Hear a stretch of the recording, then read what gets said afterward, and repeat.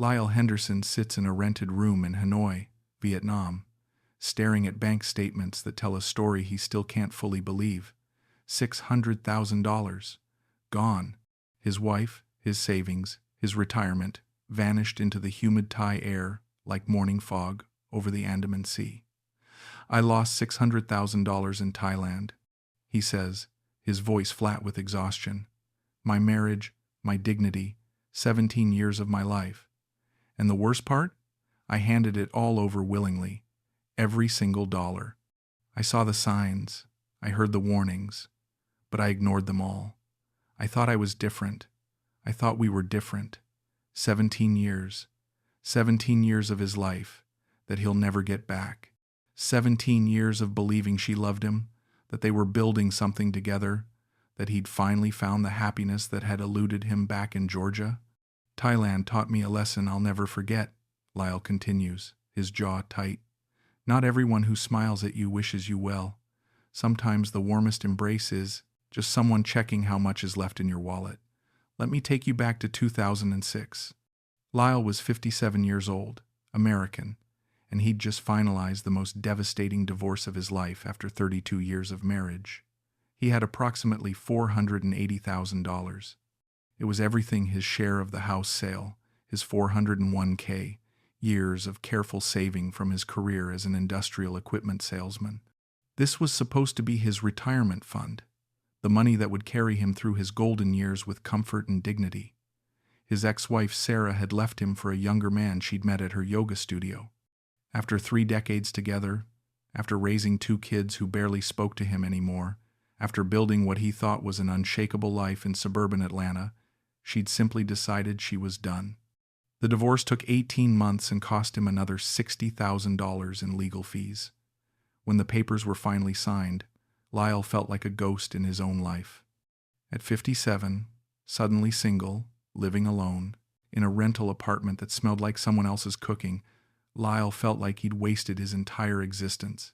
He'd spent his life playing by the rules, being the responsible provider, and where had it gotten him?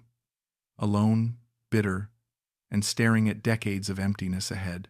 A friend from his army days, stationed briefly in Pattaya, kept saying Thailand was paradise for men like them. The women are beautiful, everything's cheap, and they actually appreciate a good man, he'd said, over beers. You can live like a king on your retirement money. Why waste it growing old alone in Georgia? Lyle thought he was exaggerating. He wasn't. In March 2007, Lyle arrived in Phuket. The moment he stepped off the plane into that wall of heat and humidity, something stirred inside him possibility. The airport was chaos and color, nothing like the sterile terminals back home. Outside, palm trees swayed against impossibly blue skies, and the air smelled like ocean salt mixed with exotic spices he couldn't name. He rented a small studio in Patong for 8,000 baht a month, about $240. He was spending maybe $1,200 a month total, living a lifestyle that would have cost 5 times that back in Atlanta. He had a balcony overlooking the street, ceiling fans that creaked through hot nights, and a sense that he'd stepped into a completely different version of his life. If he'd kept things simple, none of this would have happened. But Lyle wasn't thinking about simple. He was thinking about not being alone anymore, about feeling wanted again, about proving to himself and maybe to Sarah that he was still worth something, and that's when he met her. Lyle had been in Thailand for 6 weeks when he met her. He'd developed a routine: breakfast at a small cafe near his apartment, afternoons at the beach, evenings exploring the night markets and bars of Patong. He wasn't really looking for anything serious, or so he told himself. Ratana was working at a small bar on Bangla Road. Nothing fancy, just one of the dozens of open-air places where music pumped onto the street and girls in tight dresses danced on elevated platforms. Lyle had walked past 100 times, but this particular Wednesday night, something made him stop. She was 28 years old, with long, dark hair and a smile that seemed different from the mechanical grins of the other girls. While the others aggressively called out to passing foreigners, Ratana sat on a stool near the entrance, looking almost bored, scrolling through her phone. When Lyle made eye contact, she gave him a genuine laugh, shrugged, and said, "Slow night. You want drink?" Her English was limited but better than most. They sat at the bar, and she asked where he was from, what he did, why he came to Thailand. Normal questions, but she seemed actually interested in his answers. She told him she was from a small village near Udon Thani in Isan, that she'd been in Phuket for 3 years, that she was saving money to help her parents. Within an hour, she told him about her life. Her father had health problems, diabetes that was getting worse. Her mother struggled to maintain their small farm. She had a younger brother who wanted to go to university, but the family couldn't afford it. She'd come to Phuket because jobs in Isan paid almost nothing, and here she could make in 1 month what would take 6 months back home. She didn't have children. She said she'd never wanted to bring a child into poverty. "I not like other girl," Ratana said, her eyes serious. "I don't want butterfly, go with different man every night. I want good man, stable. I work here because I must, but I don't like." Lyle felt something shift in his chest. She wasn't like the other girls. She didn't immediately ask him to buy her drinks, didn't touch his arm or laugh too loud at his jokes. She seemed sad, trapped, like she was meant for something better than this. "How much would it take for you to quit this job?" Lyle heard himself ask. Ratana looked surprised. "Quit? I make maybe 15,000, 20,000 baht per month here, maybe $600. How I can quit?" Lyle did quick math. $600 a month. He was spending barely more than twice that on his entire lifestyle. What if someone paid you that amount just to not work here anymore? Her eyes widened. "You want be my sponsor?" "I want you to not have to do this," Lyle said. He didn't understand what was happening to him, why this woman he'd known for an hour made him want to rescue her, but the feeling was overwhelming. They exchanged phone numbers. Before he left that night, he gave her 5,000 baht, about $150, just to help with this month. She teared up when she took it, and gave him a hug that felt like the first genuine human contact he'd had in years. Over the next 2 months, they saw each other almost daily. Lyle paid her 20,000 baht a month so she could quit the bar. They went to the beach, to restaurants, on day trips around the island. She was attentive, affectionate, and seemed genuinely happy to be with him. When they were together, Lyle didn't feel like a divorced 57-year-old with a beer gut and thinning hair.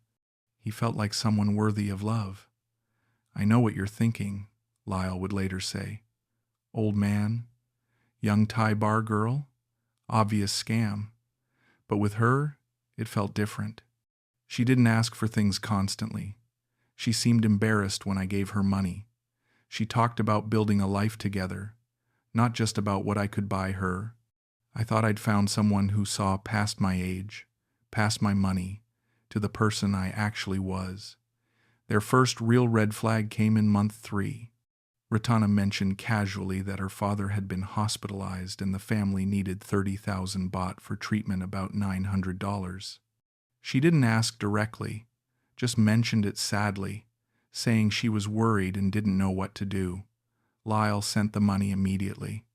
When he asked for hospital details or offered to go with her to Isan to help, she became flustered. "No need," she said. "You already help so much. My family very shy about foreigner. Maybe later you meet them." Looking back, Lyle knows this was when he should have questioned everything. But he didn't want to. He wanted to believe. Over the next 3 months, they became inseparable. She moved into his studio apartment. They talked about marriage. Lyle, for the first time since his divorce, felt like life had a future again. "I thought I'd found the answer to my loneliness," Lyle says. "I was wrong. I'd found the beginning of my destruction." Over the next 8 months, life felt like a dream Lyle hadn't known he was allowed to have. He'd wake up to Ratana making coffee in their small kitchen, her hair still messy from sleep, humming Thai pop songs he didn't know. They'd spend mornings at the beach, afternoons exploring the island, evenings cooking together or walking through night markets. For the first time in decades, Lyle didn't feel invisible. His social security and pension gave him roughly $3,200 a month. Rent was $240, living expenses maybe $600, and he gave Ratana $600 monthly allowance, still well within budget. He was even managing to save a little each month. Life felt sustainable, affordable, and infinitely better than his lonely Georgia apartment. Then came the family emergency in month 5. Ratana's mother needed gallbladder surgery. The cost, 85,000 baht, about $2,500. This time Ratana cried when she told him, apologizing for being a burden, saying she understood if it was too much to ask. Lyle didn't hesitate. He sent the money from his savings. He didn't want to say no. What if she left? What if she thought he didn't care about her family? What if this was a test of whether he was serious about their relationship? He told himself this was what partners did. They supported each other through hard times. Looking back, Lyle recognizes this moment as the point of no return. This was when Ratana learned exactly how far she could push, exactly how much he'd give to keep her happy. 2 months later, Ratana started talking about marriage. Her family was asking questions, she said. In Thai culture, living together without marriage was shameful. Her parents were traditional people, and they were worried about her reputation. If Lyle was serious about her, he needed to show it properly. The conversation about Sinsat came next. Ratana's family wanted 400,000 baht, about $12,000. Lyle's stomach dropped. $12,000 just to marry her? It's tradition, Ratana explained. Show your family I'm worth something. Show you respect them. Normally, maybe give back after wedding. But my family needs some to pay debt. Maybe you get half back. Lyle researched online. The forums were divided. Some guys said Sinsat was a scam, that Thai families used it to bleed foreigners dry. Others said it was legitimate culture and refusing to pay was insulting. A few mentioned that for bar girls, the expected amount was much lower, maybe 50,000 to 100,000 baht, not 400,000, he negotiated. After tense phone calls with Ratana's father, translated by Ratana, they settled on 250,000 baht, about $7,500. Lyle would never see any of it returned. In January 2008, they married in Ratana's village. The ceremony was surreal, chickens wandering around, monks chanting blessings Lyle couldn't understand, Ratana's extended family eyeing him with expressions he couldn't quite read. The ceremony itself cost another 80,000 baht, $2,400, for food, monks, decorations, and gifts for the family. They had a small civil ceremony in Phuket 2 weeks later to make it legal for visa purposes. That cost another 15,000 baht, $450, for paperwork and processing. At this point, Lyle had spent approximately $78,000. Initial help and allowances, 8 months times $600, $4,800.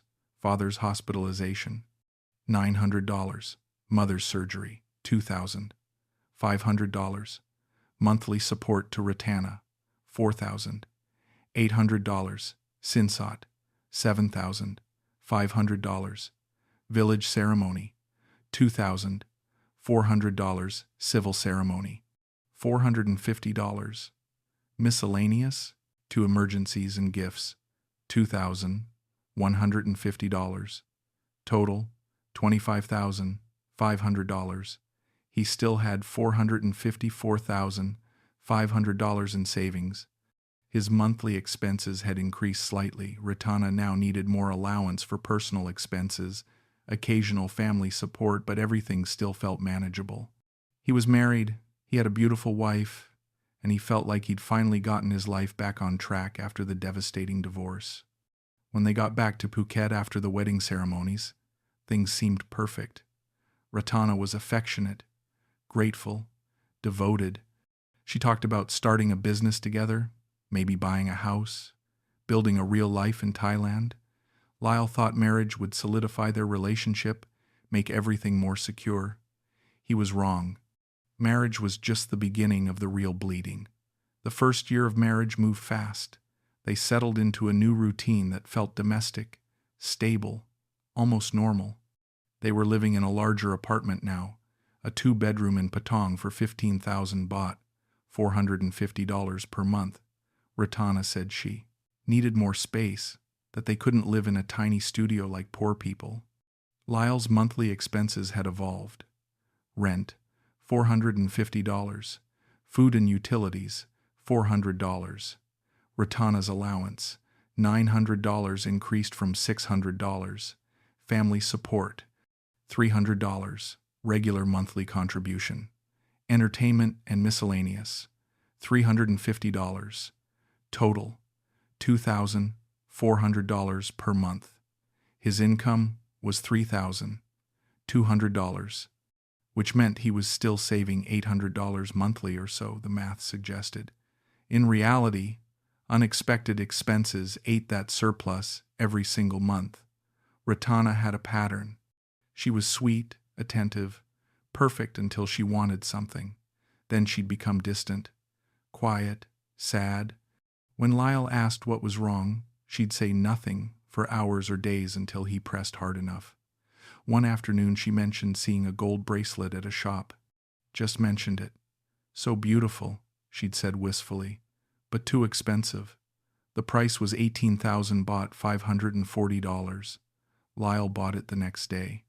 Her smile when he presented it felt like sunshine. That phrase destroyed him. It's only $500. Because it happened dozens of times. The family emergencies became a regular feature. Her brother needed money for university registration, 25,000 baht, $750. Her father's medication had gotten more expensive, 12,000 baht, monthly $360, which became a recurring expense. The roof on her parents' house needed repairs after a storm, 45,000 baht, $1,350. Her cousin's wedding required a substantial gift, 15,000 baht, $450. Every request came with tears, with apologies, with promises that this was the last time. Lyle sent the money every time. He rationalized it as investing in his wife's family, building goodwill, showing that he was a good husband who took care of his responsibilities. One evening, Ratana casually mentioned that another girl from the bar had married a German man who bought her a condo. Her tone was light, but Lyle heard the comparison. It made him feel inadequate, like he wasn't providing enough, like maybe she regretted choosing him. A subtle shift began in her behavior. She started spending more time on her phone, sometimes taking calls in Thai and walking into another room. When Lyle asked who she was talking to, she'd say just friend or family, in a tone that discouraged further questions. She seemed less interested in their outings together, more focused on shopping trips with her Thai friends. Lyle felt it but couldn't name it. He was lonely despite being married. He had few Farang friends. Most expats in Phuket seemed bitter about their own Thai wife situations, and their warnings made him defensive. His kids from his first marriage rarely called. His world had shrunk to Ratana, and Ratana was slowly pulling away. But every time doubt crept in, she'd have a good week. She'd be affectionate, attentive, talk about their future together.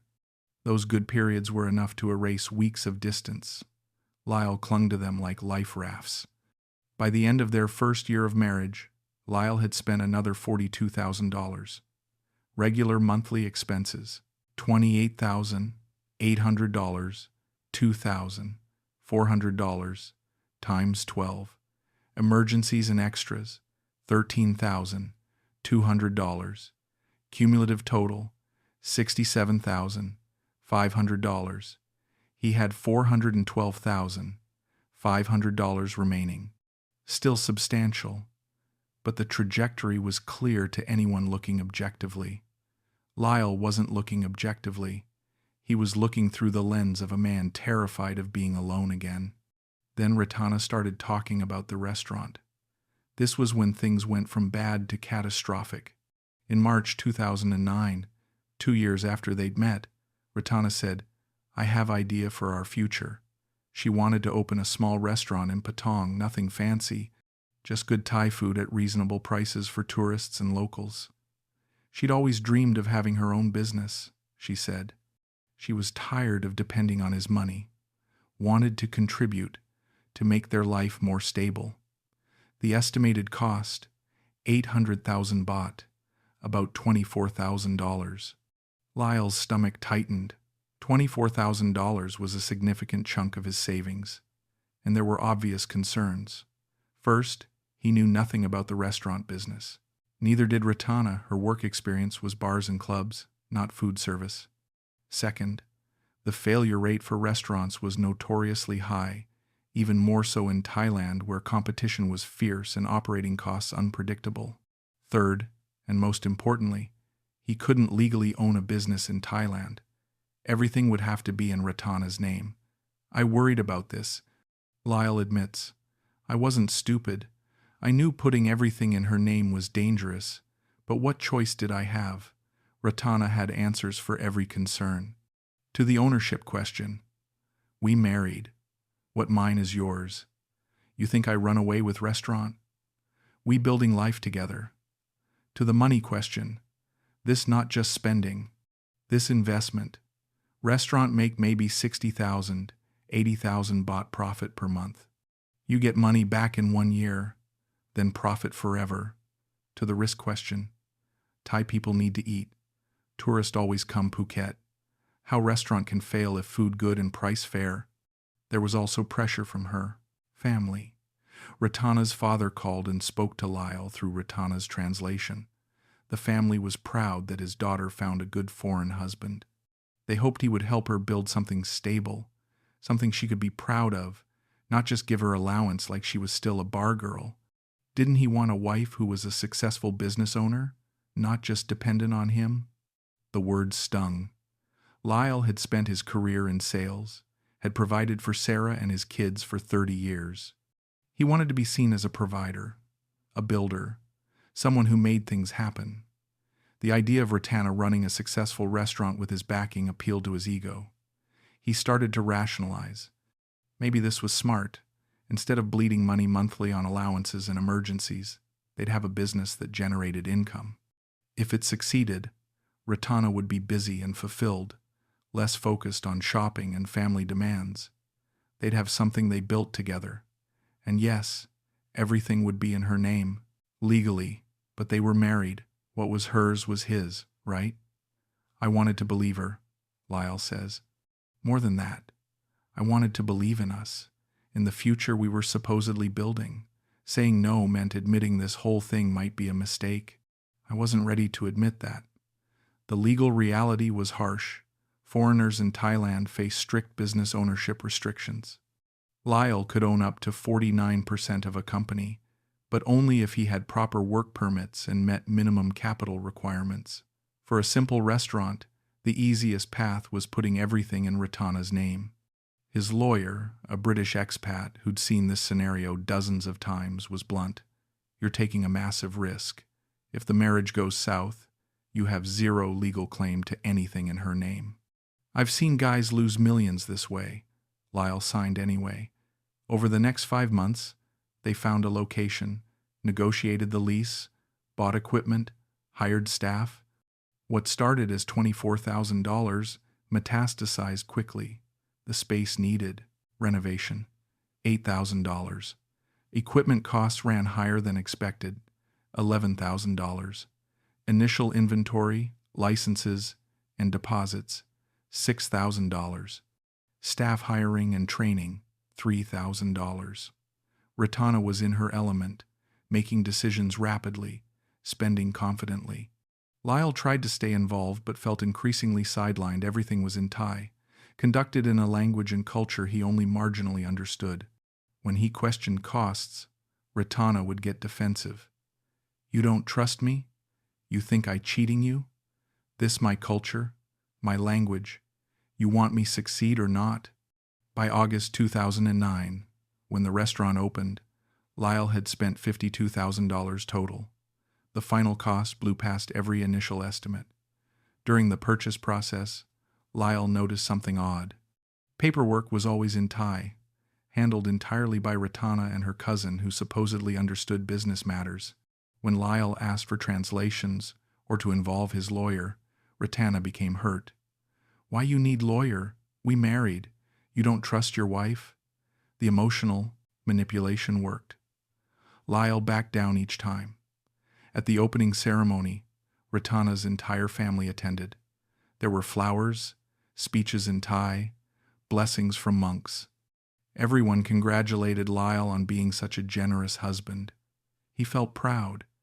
He'd given his wife a business, a purpose, a future.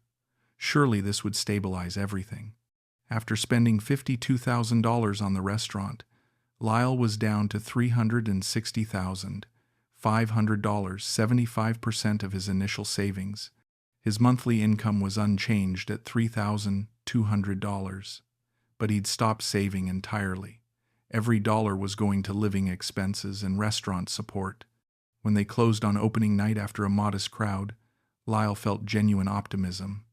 Ratana seemed happy, energized, grateful. "Thank you for believing me," she said, kissing him. "Now I make you proud."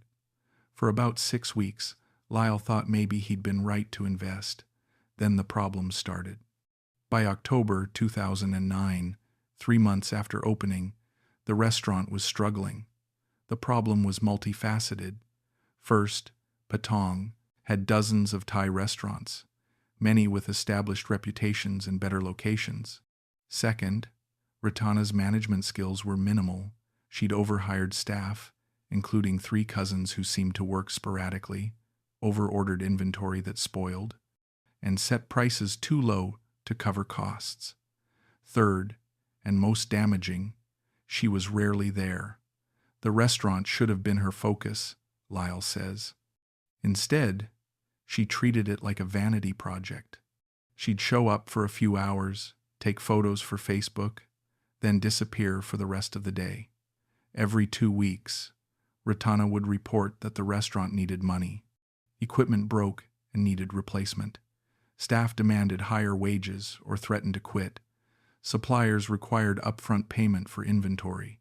The landlord wanted extra fees for various violations. The numbers were always urgent, always just enough to keep things running one more month. $1,500 here, $2,200 there, $900 for this, $1,100 for that. Lyle started doing math. He'd invested $52,000 initially. Over the next year, he poured in another $28,000 in emergency support. The restaurant's actual revenue never came close to covering its costs, let alone generating profit. When he suggested working there himself to help manage costs, Ratana bristled. "You don't know Thai way. Customer not want see old farang in kitchen. You make problem, not solution." The truth was becoming undeniable. The restaurant was a failure. But admitting that meant admitting he'd lost $80,000. The sunk cost fallacy had him by the throat. Maybe next month would be better. Maybe tourist season would turn things around. Maybe if they just held on a little longer. Ratana's family escalated their demands. Now that Lyle had proven he had money for big investments, they saw him as an unlimited resource. Her father needed a new motorcycle, 85,000 baht, $2,550. Her brother wanted a computer for university, 35,000 baht, $1,050. Her mother wanted to renovate the kitchen, 120,000 baht, $3,600. Her sister's son needed money for private school, 40,000 baht per year, $1,200. Each request was presented as a family obligation. In Thai culture, Ratana explained, when you have money, you share it with family. To refuse was shameful, would make her lose face, would make her family think she'd married a cheap man who didn't respect them. Lyle noticed a disturbing pattern. Money he sent for specific purposes never seemed to accomplish those purposes. Her father got his motorcycle but then needed more money for maintenance. Her brother got his computer but then needed more money for software. The house got renovated but then needed more work. It was a bottomless pit.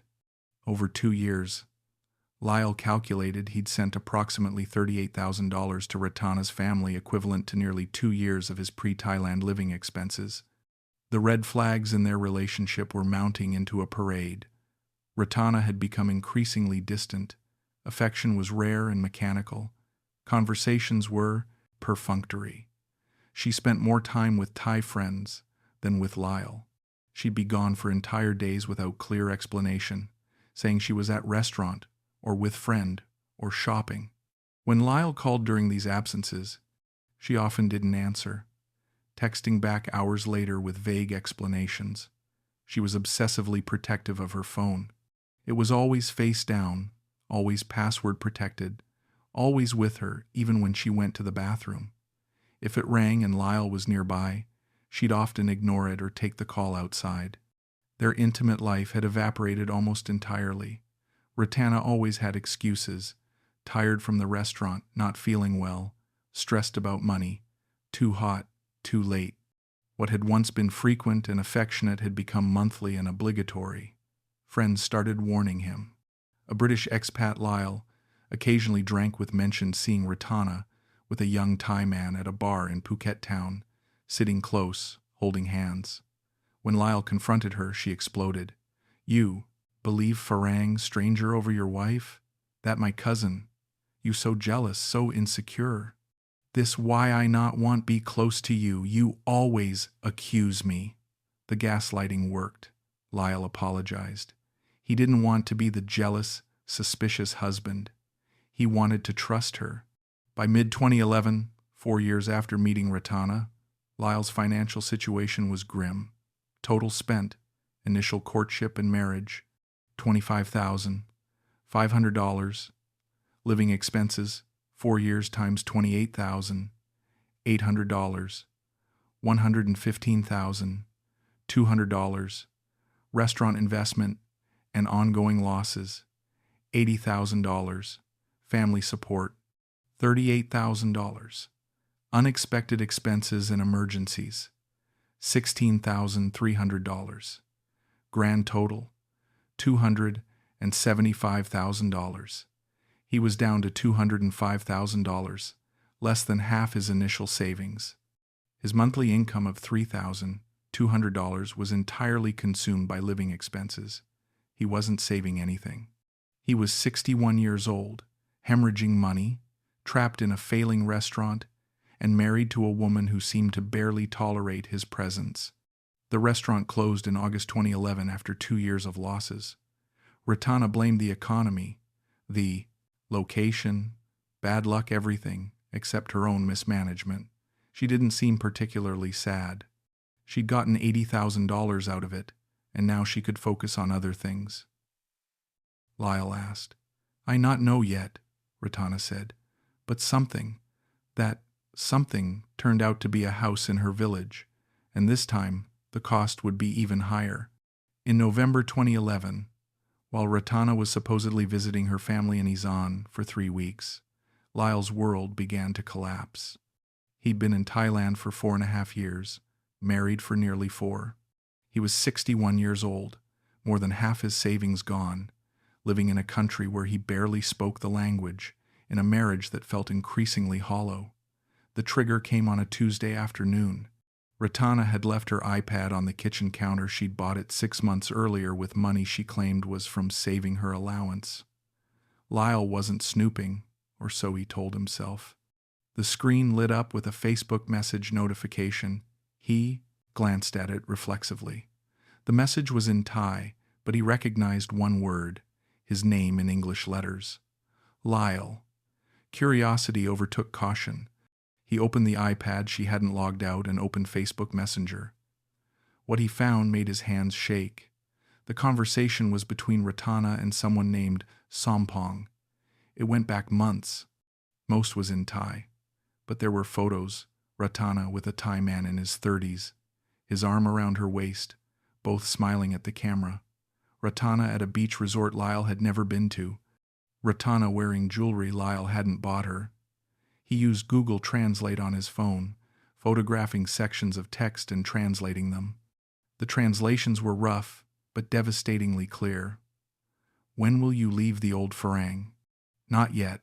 Still have money to get from him. You're a good actress, taking care of that old buffalo. He's so stupid, believes everything. Easy money. Lyle's vision tunneled. His breathing became shallow. He sat on the kitchen floor, iPad in his lap, scrolling through months of conversations. They'd been together the entire time. Sompong was her boyfriend, possibly more. There were messages about spending Lyle's money on trips together, about how much longer she needed to stay married before she could safely leave. There were photos from their restaurant opening. Sompong had been there, in the background, watching his girlfriend play house with a foreign ATM. The iPad showed other conversations. A group chat with other Thai women married to foreigners, discussing strategies, how much sinsot to demand, how to convince husbands to buy property, how to keep Farang happy enough to keep spending. They shared tips like a professional network. One message from Ratana, dated 3 months earlier. Made Lyle pay for new house for my family. He thinks it's investment for our future. Really, it's for when I leave him. Lyle spent 6 hours reading. By the end, his entire relationship had been revealed as theater carefully performed, professionally executed theater designed to extract maximum money in minimum time. The patterns now made horrible sense. The phone secrecy, she was texting Sompong constantly, sometimes while sitting next to Lyle. The frequent absences, she was with Sompong, funded by Lyle's allowance money. The emotional distance because she was in love with someone else and merely tolerating Lyle's presence. The friend's warning about seeing her with a young man that wasn't a cousin. It was her real boyfriend. The restaurant failure because she never cared about it succeeding, only about getting the initial investment. The friend of Lyle's who'd seen her with a Thai man had been telling the truth. She hadn't been holding hands with a cousin. She'd been with her actual partner while her husband paid her bills. The full financial picture became clear. Ratana hadn't been sending money to her family for emergencies. She'd been financing a parallel life with Sompong. The restaurant, investment, hadn't been about building their future. It had been about extracting a large lump sum. The house she wanted to build in her village wasn't for their retirement, it was for her life after she left him. Lyle felt multiple emotions simultaneously. Rage at being deceived, humiliation at being so naive, grief at losing what he'd thought was real, and a terrible, crushing self-hatred for ignoring every warning sign. He'd spent $275,000 over 4 years. For what? To be called an old buffalo, to be mocked in group chats, to fund his wife's affair with a younger man, to play the fool while everyone around him, her family, her friends, possibly other expats knew the truth. He had $205,000 left. He was 61 years old with no property, no business, no real life to return to in America. His kids barely spoke to him. His ex-wife was remarried. His friends from his old life had moved on. He'd built everything around Ratana, and Ratana had never been real. That night, when Ratana called from Izan, her voice cheerful, asking about his day, Lyle barely responded. She didn't notice or didn't care. He had 2 weeks before she returned. 2 weeks to decide what to do with this information. 2 weeks to figure out how to confront the woman who'd been systematically destroying him while smiling to his face. He wasn't going to waste them. Ratana returned from Izan on a Thursday afternoon, tanned and relaxed, carrying bags of dried fruit and village snacks for Lyle like a dutiful wife returning from visiting her family. Lyle was sitting at the kitchen table, her iPad in front of him, screen displaying the Facebook conversation with Sompong. She saw it immediately. Her smile froze, then crumbled. "Lyle, I can explain. Sit down," he said, his voice eerily calm. 4.5 years of doubt, confusion, and self-blame had crystallized into cold clarity over the past 2 weeks. Ratana set down her bag slowly. She didn't sit. Her eyes darted between him and the door. "How long?" Lyle asked. "How long have you been with him?" It's not what you think. He's just..." "How long?" Her face shifted through several expressions: fear, defiance, calculation before landing on resignation. "Since before I met you." The words landed like physical blows. Before, she'd been with Sampong when she was working at the bar, when she met Lyle, when she moved in with him, through their courtship, through their wedding, through everything. Their entire relationship had been a lie from the first conversation. So I was never anything but money to you. Ratana's defenses cycled rapidly. First came denial. You don't understand Thai culture. In Thailand, women can have Thai boyfriend and foreign husband.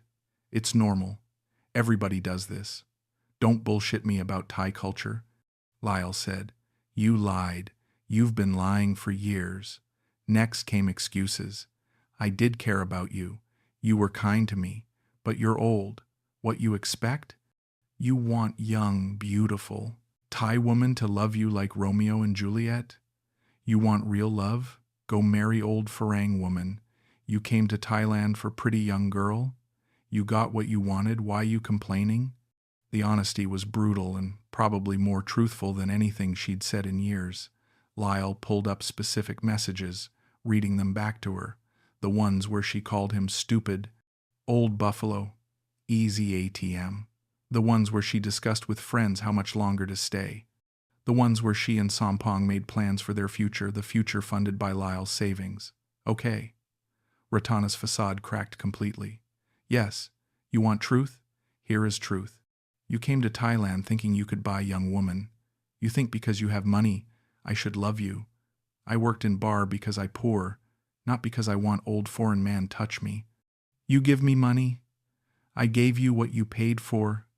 Girlfriend experience. We both got what we wanted. I wanted a wife, Lyle said. A real marriage. Ratana laughed, sharp and bitter. Real marriage? You married bar girl half your age and thought she loved you for your personality? You think any 28-year-old woman wants to sleep with 57-year-old man except for money? You want real marriage. Her voice turned mocking. Go marry someone your age. But you wanted beautiful young Thai woman, so you paid for it. Now you angry because you finally understand what you bought. Lyle asked the questions that had haunted him. Why me? Did you ever feel anything real? Why you? Because you had money and you were lonely. That made you easy. Did I feel anything real? She paused, and for a moment something like honesty passed across her face. Maybe at first, little bit, you were kind, not like some mean Farang. But Sampong is my age. We understand each other. You were always just. Business. The restaurant? The family emergencies? All of it lies? Restaurant was real. Just bad luck. It failed. Family emergencies. Some real, some not. Money is money. What does it matter where it goes? Who else knows?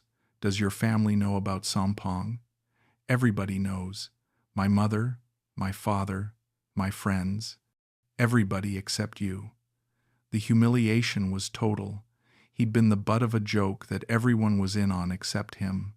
Her parents had taken his money while knowing their daughter was deceiving him. Her friends had laughed at him in group chats while smiling to his face.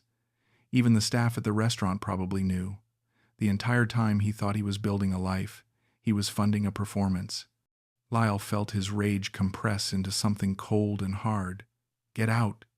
Ratana's expression shifted to panic. Get out? This my apartment. My name on lease. Of course it is, Lyle said bitterly. Everything is in your name. That was the plan, wasn't it? You can't just... I can't do anything, Lyle interrupted. You've made sure of that. Everything is legally yours. I have no rights, no claim, nothing. They stood there, the silence, stretching between them, filling with the weight of 4 years of lies. Ratana's defiance returned. You want divorce? Fine. But you get nothing. Apartment in my name. Everything in my name. You leave Thailand with what you have in bank, only that. The legal reality was exactly as brutal as she described it. Inventory of unrecoverable losses. Restaurant. $80,000. Business in her name. Already closed. Equipment sold by her. Sinsot. $7,500. Traditional gift. No legal claim. Wedding costs. $2,850 spent. Expenses. Family support. $38,000 gifts. No documentation. No claim. Apartment deposits and furniture. $8,000. Lease in her name. Furniture purchased in her name. Jewelry and gifts. $12,000 given as gifts, legally hers. Total unrecoverable. $148,350. I have $205,000 left, Lyle said slowly. You've taken or wasted $275,000 of my retirement. You've cost me 4 years. His voice broke. Ratana gathered her phone and handbag. I stay with friend tonight.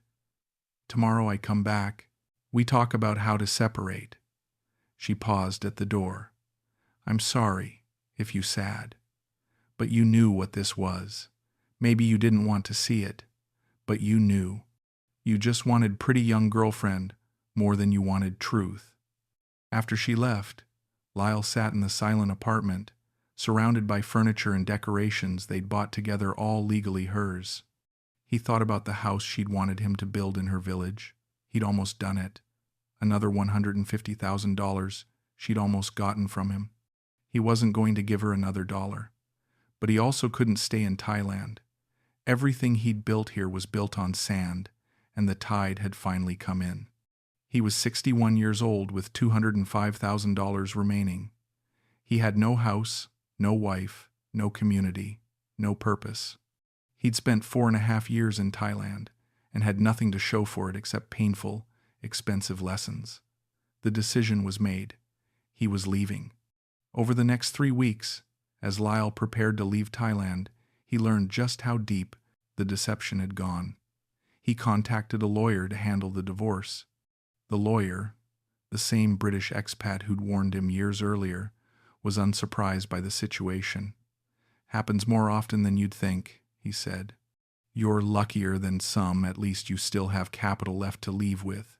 Some blokes stay until they're completely broke. Through the divorce process, additional truths emerged. The apartment lease had 6 months remaining, paid in advance $2,700 he'd never see again. The furniture and appliances they'd bought together, all in Ratana's name, were worth approximately $6,000. She was keeping everything. Ratana had already moved in with Sompong. He was 31, worked sporadically in construction, and had been living off Ratana's income, which meant Lyle's income, for years. The house Ratana had wanted to build in her village had actually been partly constructed already, funded by the family emergency money Lyle had sent.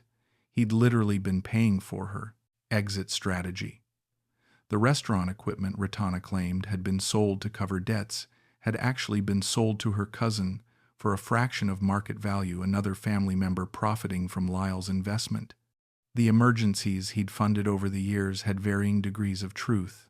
Her father did have diabetes, but the medication wasn't as expensive as claimed. Her mother's surgery had been real but cost half what Ratana reported. Her brother's university expenses were exaggerated by at least 40%. The rest repairs, gifts, emergencies ranged from embellished to completely fabricated. This was when Lyle truly understood Thailand. He'd come with naive beliefs about finding love, building a life, being appreciated for who he was. But to Ratana's family, to her friends, to the entire system that had surrounded him, he'd only ever been one thing: a walking ATM with foreigner stamped across his forehead. The smile that had captivated him that first night was a professional skill practiced on hundreds of men before him. The sob story about her poor family was a formula, adjusted slightly for each customer. The gratitude and affection were performance art, paid for per month like any other service. He'd thought he was special, that their connection transcended the transactional nature of his initial meeting with a bar girl. But there was no transcendence. There was only the transaction, dressed up in enough sentiment to keep him paying. He'd never belonged here. Not really. Thailand had tolerated his presence as long as he was spending money. Now that he was leaving with his remaining capital, no one cared. Looking back, Lyle saw the pattern with brutal clarity. The walking ATM. From day one, he'd been valued only for his bank account. Every smile, every affectionate gesture, every moment of seeming connection had a price tag attached. The smile. Thai people were friendly and welcoming to foreigners because foreigners brought money. The warmth was professional, courtesy, not genuine connection. The moment he stopped being financially useful, the warmth evaporated. The belonging. He'd thought he was building a life, integrating into a culture, becoming part of something. But he'd never been part of anything except a well-oiled system designed to extract maximum wealth from lonely foreign men before discarding them. The system. This wasn't just Ratana being a bad person. This was an entire ecosystem: bars that recruited poor women, families that pressured them to maximize income, social structures that normalized foreign men as walking paychecks, legal systems that protected local property rights while giving foreigners no recourse. He'd been swimming in predatory waters while thinking he was in a peaceful bay. Lyle's mental state deteriorated. He had panic attacks, couldn't sleep, lost 15 pounds in 3 weeks. He had no support system. His expat acquaintances were either defensive about their own similar situations or openly skeptical that he hadn't known what he was getting into. His kids from his first marriage were sympathetic but distant, and mostly seemed to think he'd gotten what he deserved for abandoning his American life for a Thai bar girl. He thought of himself as someone who'd always been smart, capable, successful in his career. Now he saw himself as the fool he actually was, a lonely, aging man so desperate for affection that he'd paid $275,000 for 4 years of lies. The final decision? Leave Thailand entirely. He couldn't rebuild here. Everything reminded him of his failure. Every smile from a Thai woman looked like mockery. Every other foreign man with a younger Thai wife looked like a future version of him, either already being scammed or about to discover it. Vietnam was cheaper than Thailand, had a growing expat community, and most importantly, wasn't Thailand. Lyle bought a one-way ticket to Hanoi. He'd start over again in a new country where he didn't speak the language, didn't understand the culture, but at least didn't have 4 years of painful history. Before he left, he sent one final email to Ratana. Not angry, not pleading, just a statement of fact. You took $275,000 in 4 years of my life. I'm 61 years old and have to start over again because I trusted you. I hope whatever you got from this was worth it. I hope Sampong treats you the way you treated me. She never replied. In February 2012, Lyle left Thailand with $197,000 remaining after lawyer fees, exit tickets, and final expenses. He'd arrived in March 2007 with $480,000, optimism, and loneliness. He was leaving with less than half his money, crushing debt of experience, and even deeper loneliness. What he didn't know was that starting over at 61, in a new country, with his confidence shattered and his savings depleted, would be even harder than anything he'd faced in Thailand. Lyle arrived in Hanoi on the 14th of February 2012, Valentine's Day, though he tried not to think about the symbolism. The irony was brutal. Vietnam was different, cheaper, less developed, with fewer Western expats and a different energy. Where Thailand had felt polished and tourist-ready, Vietnam felt raw and indifferent. That indifference was exactly what Lyle needed. He rented a small apartment in an area away from the beach, away from tourists, away from the bars where foreign men sought companionship. 1 bedroom, basic furniture, $320 per month including utilities. No frills, no ambition, just shelter. The reality of his new life settled in quickly. He had $197,000, substantial by Vietnamese standards, but it wasn't enough to retire comfortably in a Western country. His monthly Social Security and pension were $3,200. In Vietnam, living simply, that was enough to live on while preserving his capital. Maybe. His daily routine became mechanical. Breakfast at a local cafe, long walks through the city, afternoons reading in coffee shops, evenings alone in his apartment. He spoke to almost no one. His Vietnamese was non-existent, and he had no energy to learn. He was exhausted. He kept tabs on Ratana through Facebook. She hadn't blocked him, perhaps not caring enough to bother. Her profile showed photos of her and Sampong at beaches, at restaurants, living the life Lyle had funded. She'd changed her relationship status to in a relationship within 2 weeks of his departure. His name had been removed from her profile as if their 4-year marriage had never existed. Behind, in Thailand, he'd left houseplants and deposits, $12,000 that went toward a partial construction project. He'd never benefit from restaurant investment. $80,000 in equipment, inventory, and losses. Furniture and deposits. $8,000 in an apartment he no longer lived in. Uncollected gifts. $12,000 in jewelry and items given to Ratana family. Loans. $38,000 sent to people who would never repay it. Sinsat and ceremonies. $10,000. $350 for weddings. That meant nothing. Total, $160,000, $350, and 4 years of his life. With him too. Vietnam. $197,000 in a bank account. No property, no business, no relationships, no purpose. Just capital slowly depleting, and a life that felt like waiting for the end.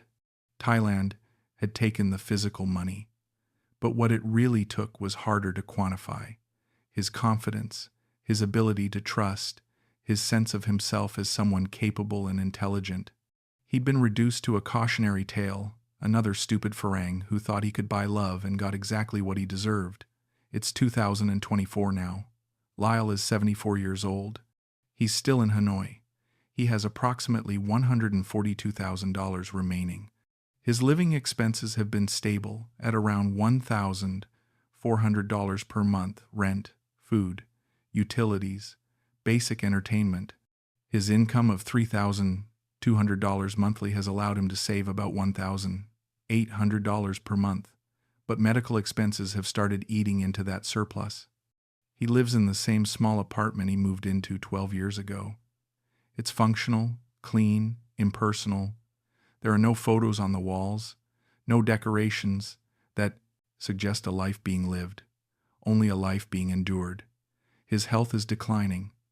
Diabetes diagnosed 3 years ago, high blood pressure, arthritis that makes walking painful. He needs medications that cost $180 per month even in Vietnam. Back in America, with Medicare, they'd be cheaper, but moving back would mean higher living costs that would drain his capital faster. He has no close relationships, a few nodding acquaintances among other expats, but no friends. He video calls his son twice a year at Christmas and on his son's birthday. His daughter hasn't spoken to him in 6 years.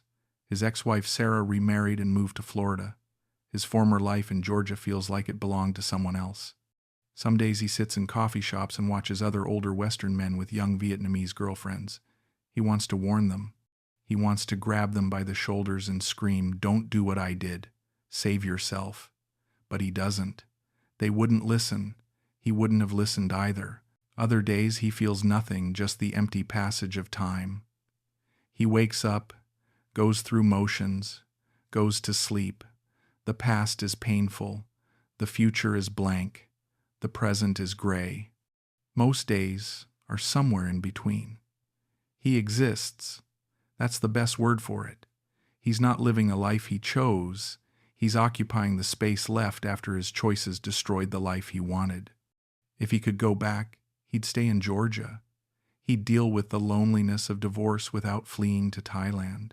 He'd rebuild his life among people who spoke his language, in a culture he understood, near his children who might have grown closer instead of more distant. He'd accept that being alone was better than being destroyed by fake companionship, but he can't go back. He's 74, in declining health, with enough money to survive but not thrive, in a country he never wanted to live in, having fled a country that took everything he had. Looking ahead, he has maybe $142,000 in Social Security. If he's careful, if his health doesn't deteriorate faster, if no major emergencies happen, he can probably last another 10 to 15 years in Vietnam. And then what? He'll be in his mid-80s, broke, sick, alone, in a country where he's a permanent outsider. Thailand didn't just take his money, it took his future. And now all he has left is time to think about how thoroughly he destroyed himself. If you're reading this or hearing my story, it's probably because you're considering Thailand, or you're already there and starting to see warning signs. Here are 7 things I learned the hardest way possible. These lessons cost me $340,000 in 17 years. I'm giving them to you for free. Maybe someone will listen. Lesson has shown. Never, never put property in her name. I thought marriage meant what was hers was mine and vice versa. I thought her name being on the property was just a technicality because of Thai law. I thought we were partners building a future together. The truth is brutally simple. When everything is in her name, you own nothing. When the relationship ends, and statistically, it probably will, you walk away with zero. No legal recourse, no claim, no negotiation. She keeps everything you paid for, and you leave with whatever is still in your bank account. If you can't own property in Thailand legally, don't buy property in Thailand. Rent. Keep your capital liquid and in your control. If she insists you must buy a house or condo to prove your love, that insistence itself is the red flag. A woman who loves you will understand protecting your financial security. A woman who's scamming you will push until you're financially vulnerable. This cost me $80,000 for the restaurant alone, plus another $12,000 in property plans I funded, $92,000 that I have zero claim to. Lesson #2. If the age gap is 20 plus years, it's not love. I was 57. Ratana was 28. That's a 29-year age gap, old enough that I could have been her father. And I thought she loved me. For my personality, my kindness, my companionship. Ask yourself these questions honestly. If you had no money, would she be with you? If a man her own age had your exact personality and financial situation, who would she choose? What do you have in common besides sex and your willingness to pay for things? In her culture, with her friends, what does it mean for her to be with a man decades older? The answers are uncomfortable, but they're true. I wasn't special. I was available, lonely, and had money. That's the entire foundation. Lesson #3. The family emergencies never stop. In 4 years, Ratana's family had father's diabetes ongoing, mother's gallbladder surgery, mother's kitchen renovation, brother's university expenses, father's motorcycle, cousin's wedding gift, sister's son's school fees, roof repairs after a storm, and at least a dozen other urgent needs. Total sent to family, $38,000. Here's what I learned. Some of those emergencies were real but exaggerated. Many were partially fabricated. A few were completely invented. But the pattern was consistent. The requests never stopped, the amounts never decreased, and there was always a new crisis requiring immediate money. Set boundaries before you start. If you're going to support a Thai woman, decide what you're willing to contribute monthly and make it clear that's the limit. Emergencies beyond that require documentation, hospital bills, receipts, proof. If she protests that you don't trust her family, that's your answer. You shouldn't. Lesson #4. Don't invest in her business dreams. She wants to open a restaurant, a bar, a beauty salon, a guest house, a souvenir shop. She has the perfect plan, knows exactly how to make it profitable, just needs initial capital. She'll run it. You'll get your money back within a year, then it's profit forever. The reality: Thai businesses fail at spectacular rates, especially ones run by people with no business experience. Even when they don't fail outright, they become money pits that require constant emergency funding. And when everything is in her name, you have zero legal claim if it succeeds or fails.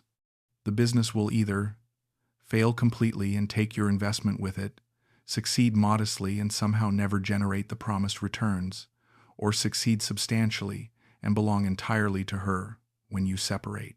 Why it fails: no business experience, poor financial management, family members on payroll who don't actually work, inventory that gets borrowed by relatives, lack of understanding of actual costs, and most importantly, she never had a genuine interest in making it succeed, only in getting the initial capital. My rule now: never invest $1 in someone else's business dream. If she wants to be an entrepreneur, she can take out a loan like everyone else. Lesson #5.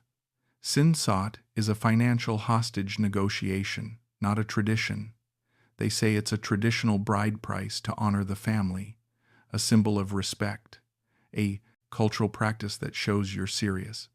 Maybe for actual Thai marriages between families of similar status, that's partly true. For foreign men marrying bar girls or working-class Thai women, it's a shakedown. They'll ask for 400,000, 600,000, even 1,000,000 baht. You'll negotiate down to 200,000 or 300,000 and think you got a deal. They'll vaguely suggest you might get some back after the ceremony. You won't. You just paid 5 figures for the privilege of marrying someone you've known for less time than you'd research a used car purchase. My position now: if I were ever stupid enough to consider marriage again, I won't be. My offer would be this: we can have a marriage ceremony with no sinsat, or we can not get married. Any woman who genuinely wants to be with me will accept this. Any woman who refuses is showing you exactly what the relationship is really about. This cost me $7,500 that I never saw again, plus another $2,850 in ceremony costs. Lesson #6. The red flags were there. I ignored them. Looking back, the warning signs were everywhere. She kept working at the bar for months after we met, to save face, instead of being grateful for the opportunity to leave immediately. Money I sent for specific purposes never seemed to accomplish those purposes fully, always requiring follow-up funding. She was obsessively protective of her phone, password protected, face down, always with her, even in the bathroom. Our intimate life declined precipitously within months of marriage, always met with excuses and deferrals. She became increasingly absent and vague about where she'd been, with explanations that didn't quite add up. Why I ignored them: I was terrified of being alone again. I was invested financially and emotionally, and admitting I'd made a mistake felt worse than continuing to believe the lie. I was in a foreign country with no support system, and she was my entire world. My ego couldn't handle the idea that I'd been scammed. The advice I'd give: trust your gut. Your subconscious sees things your conscious mind rationalizes away. If something feels wrong, it probably is. The moment you start making excuses for behavior you'd never tolerate in a Western relationship, you've already lost. Lesson #7. Thailand is not your friend. This isn't about individual Thai people. Many are kind, honest, and genuine. This is about the system, the structure, the way foreign men are viewed and treated within Thai society. The realities. Property. You can't own land. Condos are restricted. Any property you pay for in your wife's name is legally hers, completely. Business. You can't own a majority stake in most businesses without complex legal structures. You're a junior partner in anything you finance. Marriage. Thai family courts heavily favor Thai nationals. Divorce means you leave with nothing unless it was specifically protected in prenup and separate accounts. Courts. As a foreigner, you have almost no legal recourse when scammed by a Thai spouse. The burden of proof is high, the process is in Thai, and you'll spend more on lawyers than you could possibly recover. Culture. There's an entire social ecosystem built around extracting money from lonely foreign men. Bar girls are recruited, trained, and supported by families who see foreign husbands as financial assets. It's not hidden, it's normalized. My advice: visit Thailand as a tourist. Enjoy the beaches, the food, the culture, but don't move there permanently, don't buy property there, don't marry there, and don't invest your retirement there. If you do any of those things, Do it with money you can afford to lose completely, because you probably will. I thought I was special. I thought my relationship was different. I thought I understood Thailand better than the bitter expats who tried to warn me. I was wrong about everything. Lesson height. Don't sacrifice your security for anyone. This is the biggest lesson, the one that encompasses all the others. I gave up $340,000 and 17 years of my life for someone who never loved me. I prioritized keeping her happy over keeping myself secure. I chose temporary companionship over long-term stability. I destroyed my retirement because I was afraid of being alone. If I hadn't gone to Thailand, I'd have $480,000 plus 17 years of growth and Social Security accumulation. Conservatively, I'd have $650,000 to $700,000 right now at age 74. I could retire comfortably in America, near my children, in a culture I understand, with health care I can access. Instead, I have $142,000 in Vietnam, declining health, no family relationships, and a future that looks like slow decline followed by broke old age in a foreign country. The math is devastating. The emotional cost is even worse. Don't do what I did. Don't sacrifice everything for someone who wouldn't sacrifice anything for you. Don't make yourself vulnerable to keep someone who's only with you for money. Don't trade your security for companionship that isn't real. These 7 lessons cost me $340,000 in 17 years. That's approximately $20,000 per lesson, or $50 per day for the privilege of learning things I could have understood from a single honest conversation with an experienced expat. I'm giving them to you for free. Maybe someone will listen. If you're reading this, you're probably in one of 3 situations. You're considering moving to Thailand or Southeast Asia. You're already there and starting to see warning signs. Or you're deep in it and looking for confirmation that what you're experiencing is real. Don't do what I did. Don't ignore the red flags. Don't throw good money after bad. Don't convince yourself that your situation is different, that your relationship is special, that the warnings don't apply to you. They do. They apply to everyone. If you're considering Thailand, visit Don't Move Permanently until you've been there multiple times across different seasons and circumstances. Keep your money in your home country, in accounts only you control. Rent, never buy property. Set a monthly budget and stick to it rigidly, no exceptions for emergencies. Assume anyone you meet in a bar is working, not dating. Get a prenup if you're insane enough to marry. DNA test any children. Trust your instincts. If something feels wrong, it is. If you're already there and seeing red flags, don't throw good money after bad. Whatever you've already spent is gone. Don't lose more trying to prove your initial investment wasn't wasted. Get out before it's too late. Your pride isn't worth your future. There's no shame in admitting a mistake. The only shame is in bankrupting yourself to avoid admitting you were wrong. Document everything financially so you know exactly what you're losing. Talk to a lawyer before talking to her about divorce. The alternative ending: I'm 74, living on $142,000 in a country I never wanted to live in, having lost everything I built over a lifetime to a woman who never loved me. This is what 17 years in Thailand cost me. You still have time. You still have your money. You still have a choice. Make the right one. Learn from my story. Don't become another one. Thailand is beautiful, but it can be beautifully cruel. Protect yourself. Protect your future. Don't let loneliness and ego destroy your life the way I let it destroy mine. The best decision I could have made was never going to Thailand in the first place. The second best decision would have been leaving after the first red flag. The third best was leaving after I discovered the affair. The worst decision was staying as long as I did, sacrificing as much as I did for someone who was never real. Don't make my mistakes. You can't afford them.